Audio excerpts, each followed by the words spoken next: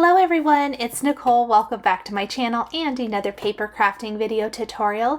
Today I have the Paper Rose Studio STAMPtember 2023 limited edition exclusive called Beautiful Friend. This is a beautiful stamp set with florals. There is a stamp die combo as well as a stamp only option. This is a limited edition exclusive. If you are interested at all, I highly recommend pausing the video, running over to Simon Says Stamp with the link down in the description below and picking up and securing your set and then coming back and joining us for the rest of the video. I have a piece of craft cardstock here and I opted today to do the stamp set only and stamping the images directly on this panel with a alcohol ink friendly ink. In this case, I like Hero Arts Intensified Black ink. And I'm not going to stamp my sentiments yet, but I am going to kind of play around with them.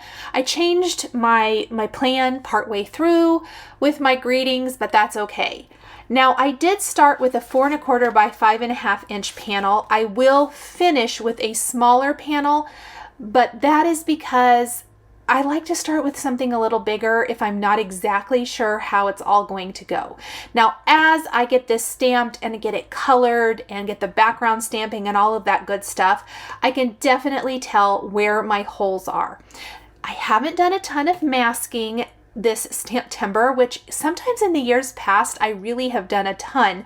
So it's always interesting to kind of see where my inspiration or card making falls during the month. But what I ended up doing was creating some very simple masks out of Post-it tape. Post-its would also work, or masking paper. I didn't need a ton. There's one big main floral image, and then there is 2 florals and 2 leaf images. I'm going to use one of the florals and the 2 leaves down in that bottom right corner.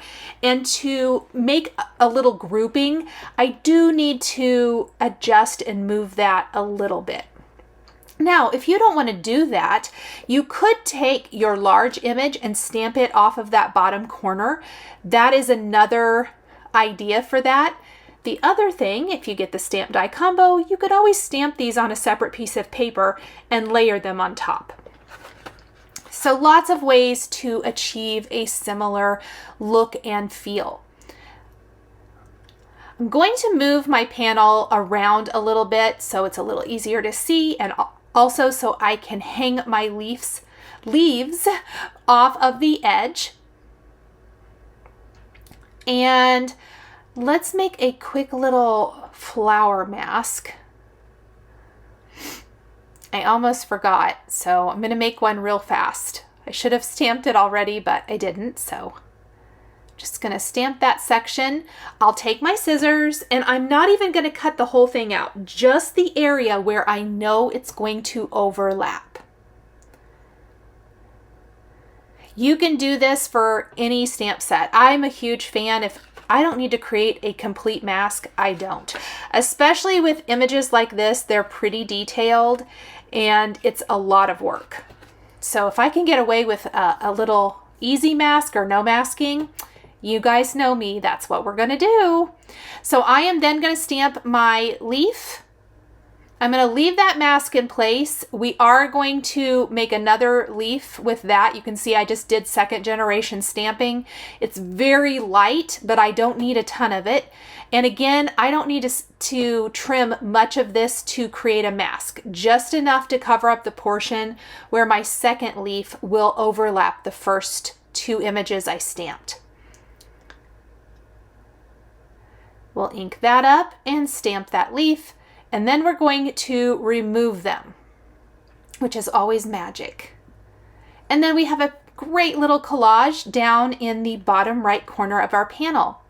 Now we are going to color everything in with some Olo markers or any kind of alcohol ink markers. The marker colors I'm using are listed down in the description below for easy reference, as well as over on my blog.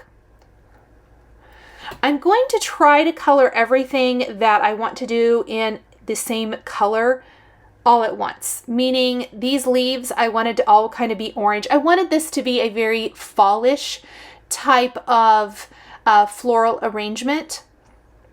So you'll notice that with my color choices, deep purples, nice, you know, rusty oranges, yellows, magenta, but a dark magenta, a dark red, anything that can be dark and kind of just gives a little bit more of that fallish vibe. That is what we're looking for here.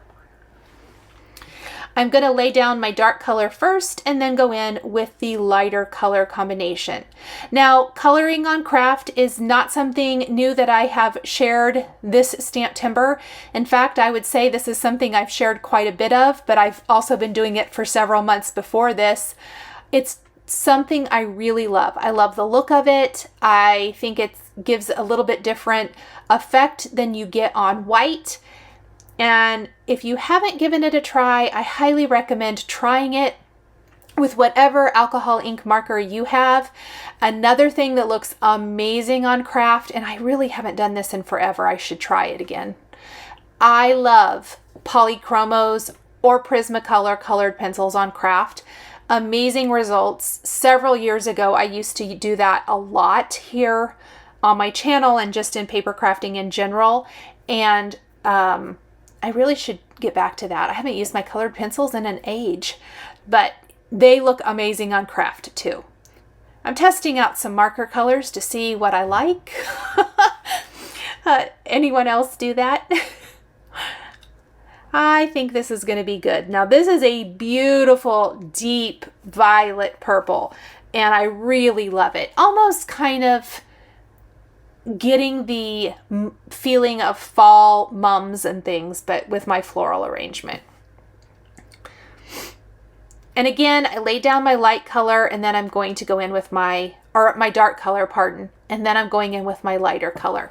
I really only used 2 shades per color, I think, yes, and got beautiful results.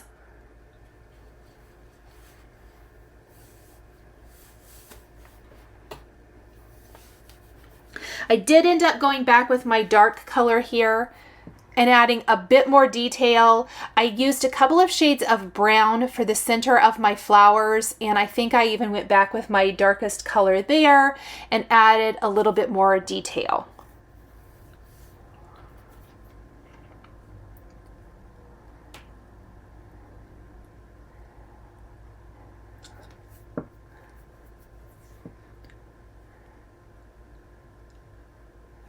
So now we're going to do our red roses, and I'm going to lay down my darker color first and then blend in my lighter red shade. And I'm kind of just tracing out the stamped shape. And then my camera accidentally cut out, so I do apologize that my magenta flower and the rest of the red florals didn't record.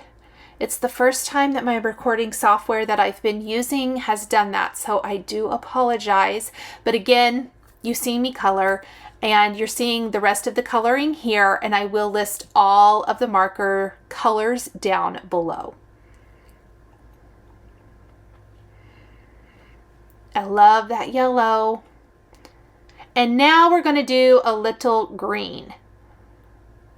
Oh, I missed some rusty orange.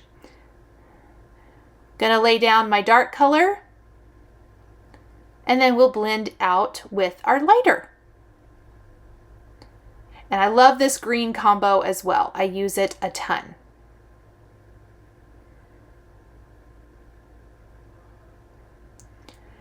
I'm going to move over and do all of the dark on this side.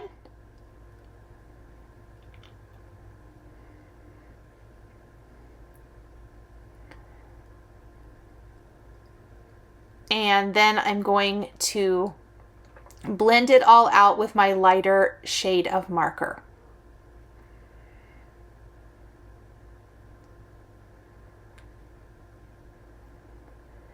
I have both of these colors on one marker. I've used the connector to connect them, so it's very easy to kind of just flip back and forth.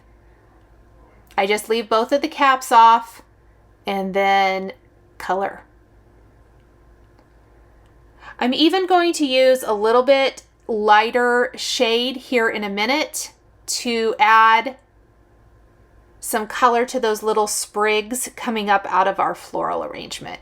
How beautiful and elegant is this floral arrangement? It is so pretty. Absolutely love it.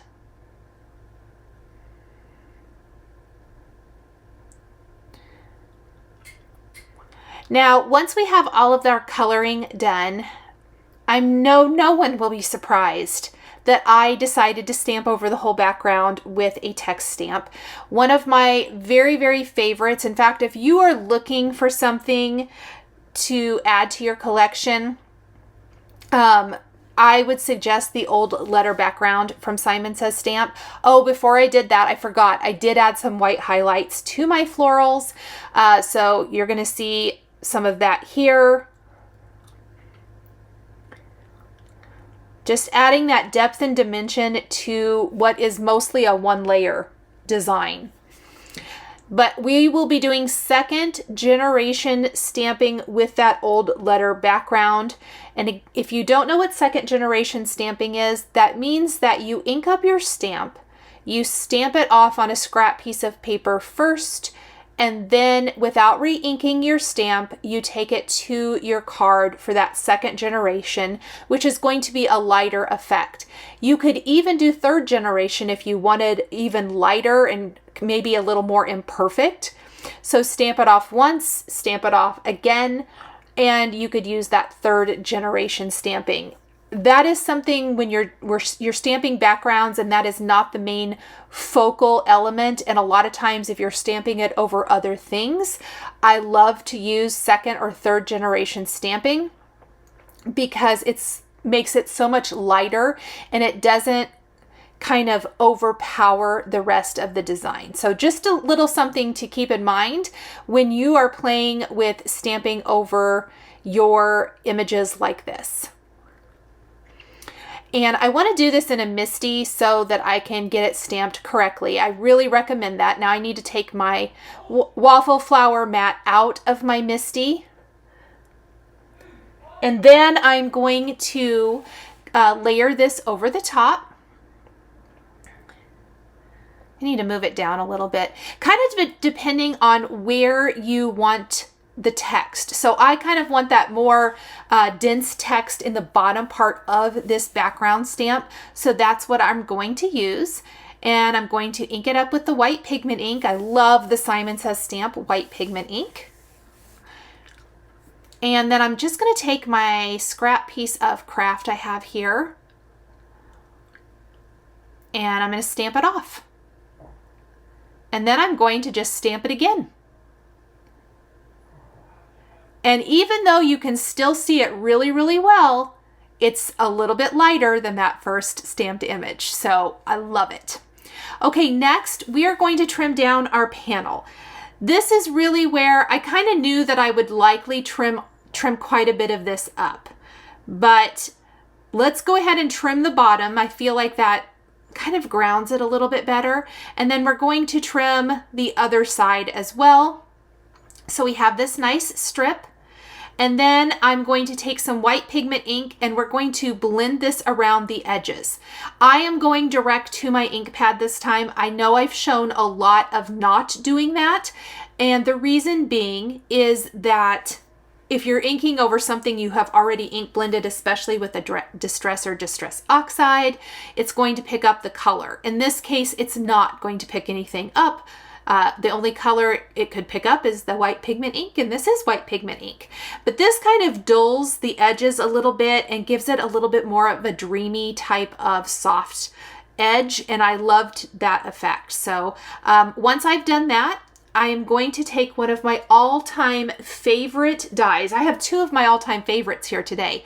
The old letter background and the Scallop Stitches border dies from Simon Says Stamp. We are going to die cut two of these borders from Gold Matte Cardstock, and I'm using the largest scallop in the set. So there's kind of what I call small, medium, and large. We're going to use the large border with our gold, and we're going to die cut this. It just frames it up, especially since I trimmed this background a little bit shorter. We kept the length, the 5.5 inches, but I cut it a little bit shorter, and that is going to make it a lot more interesting. I just have a scrap actually of gold matte cardstock. I'm going to line up my die. I was able to get 2 borders out of this, and that's going to be perfect. We only need it on the top and bottom edge. No need wasting all of that beautiful gold matte on the where it won't be seen, back behind the panel, right? So as I'm die cutting these, I will use a tape adhesive. You can use liquid to attach the matte cardstock, but I think it takes a little longer to dry, and the slick nature of the matte cardstock makes it shift a little bit. So often I really like to use a tape instead. So that's what we're going to do. And I think this just frames it up perfectly. So pretty. I had considered using gold embossing powder for my sentiments, but ultimately I opted for white. I mean, you guys know me, like 99% of the time I use white embossing powder. But we will tie into the gold with some gold metallic pearls from Pretty Pink Posh to kind of finish up our card. Look at those borders. Oh my goodness, that's going to be so pretty. Now, we don't want to emboss right away. We used pigment ink for our background stamping and also for the ink blending. If you emboss right away without heat setting or allowing air dry time for your greeting or for your background, pardon, your embossing powder is going to stick to all of that, and we don't want that. So in full disclosure, I actually walked away for about an hour to an hour and a half, and then I came back and finished my card. I personally like to let mine air dry rather than heat set if at all possible, and that's what I did in this case. And the other thing I did, which is something I don't do very often, but I don't know why, I love it. I created a card base out of the craft cardstock, and that would go for any kind of colored cardstock. I love when the card base is something other than white. So I need to do that more often. And I love that it doesn't create that bright white contrast. Sometimes I like that, but in this case, I wanted it to be craft. And then I attached that with foam adhesive. Oh, I guess I haven't attached it yet. It doesn't look like, never mind. I forgot, I'm stamping my sentiments with embossing ink on my background, and then I'll heat set. Now I stamped them one at a time so I could what I call buddy them up, get them nice and close together. But you could stamp them together if you wanted to. They just might not be quite as close. Then I'm going to sprinkle on my white embossing powder. We're going to heat set this. And then we will add our borders and add this to our card and finish it all up. We are on the home stretch, my friends. Hardly anything left here. Such a beautiful set. Beautiful greetings. Really love this. I think the florals are beautiful. So here's where I'm going to take a nice strong adhesive. In this case, I am using the Altenew adhesive, and we are going to lay it right along the edge on the top and the bottom. And this is super, super sticky. Like if you touch anything with it, you're gonna need undo to get it off. Touch paper with it. Ask me how I know. I have stuck it to things it shouldn't stick to. And then we're just going to line up our border. I'm going to tip it to the side. Sometimes I find it easier to attach like this. And I want that little stitch line to show as well as the scallop. I don't know about you guys, but there's just something I love about a little scallop border. I love it. So pretty. And we're going to do that on the other long side. And it is slightly longer than my panel, which is what I wanted. I'm just going to snip that up and clean it all up nice. And then I could attach this directly to that craft card base that we created, but instead I am going to pop it up with foam adhesive. That little bit of lift just adds a tiny bit of interest. It's so subtle. Something I wanted to mention and I thought about doing, but ultimately it was just decided not to. I was lazy. An embossing folder for the background, the card base, would look amazing. So if you want to maybe do an embossed panel or just a strip or two at the top and the bottom, I think that would be fun to add that little bit of added interest to the background. So we've attached this, and here comes the little red heart. We're going to put a little red heart next to the sentiment. We'll add some gold pearls, and that is it. Thank you guys so much for joining me today for the STAMPtember 2023 limited edition exclusive from Paper Rose Studio called Beautiful Friend. The supplies I used are listed and linked below the video here on YouTube.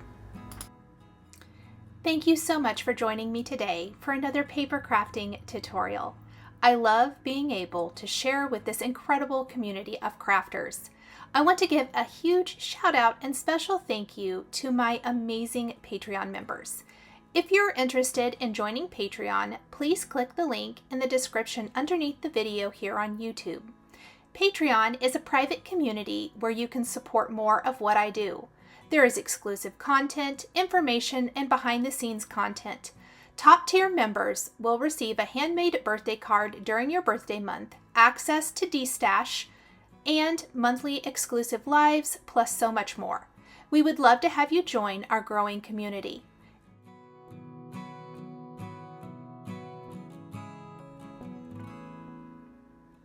If you enjoyed this video, please subscribe to my channel, hit that like button, and don't forget to click the notification bell to always be notified when there is a new video or I go live. Thank you again for watching, and I'll see you again next time.